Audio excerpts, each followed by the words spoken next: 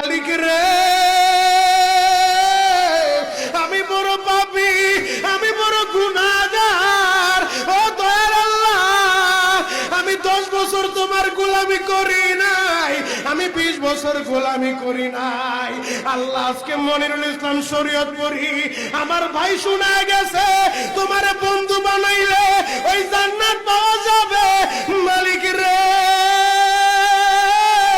তুমি আমারে দাও না মাফ কইরা। যুবক রে, যদি কেউ আল্লাহরে বন্ধু বানাইতে পারে তার কোনো আর চিন্তা নাই, তার চিন্তার কারণ নাই গো বাবা। এ যুবক ভাইরা, দাড়ি পাকা বাবাজিরা, সবাই আমার দিকে একটা নজর তাকান। এই যে দেখেন আমি হাতের ভিতরে আহারে টিস্যু দিয়া কাফনের মতো একটা দৃশ্য বানায় ফেললাম। এমন একটা কাপড় আপনার শরীরে একদিন উঠে যাবে, আমার শরীরেও একদিন উঠে যাবে। ও চেয়ারম্যান ভাইরা, ও মেম্বার ভাইরা, ও নেতা ভাইরা, ও আলেম ভাইরা, এখন কাঁদতে বলছি, শুধু কাঁদবা।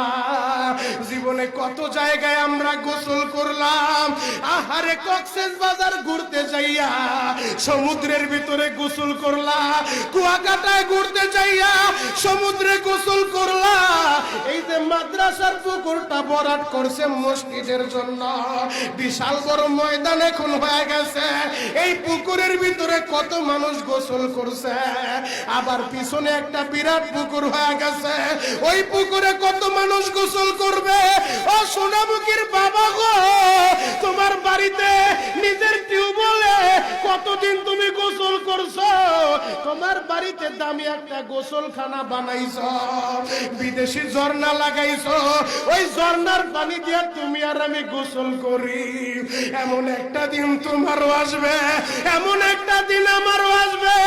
আহার ওই ঝর্ণার পানির গোসল আমার হবে না, পুকুরের পানির গোসল হবে না, আমার আপনার একটা গোসল দিবে। কেমন গোসল দিবে জানেননি? বড়ই পাতার হালকা গরম পানি দিয়া আরে মসজিদের কর্নারে পড়ে থাকা 4 পায়ার খাটিয়াটা বাড়িতে নিয়া পর্দা দিয়া একটা ব্যারিকেড দিয়া বড়ই পাতার গরম পানি দিয়া আপনারে আমার গোসল দিবে গো বাবা।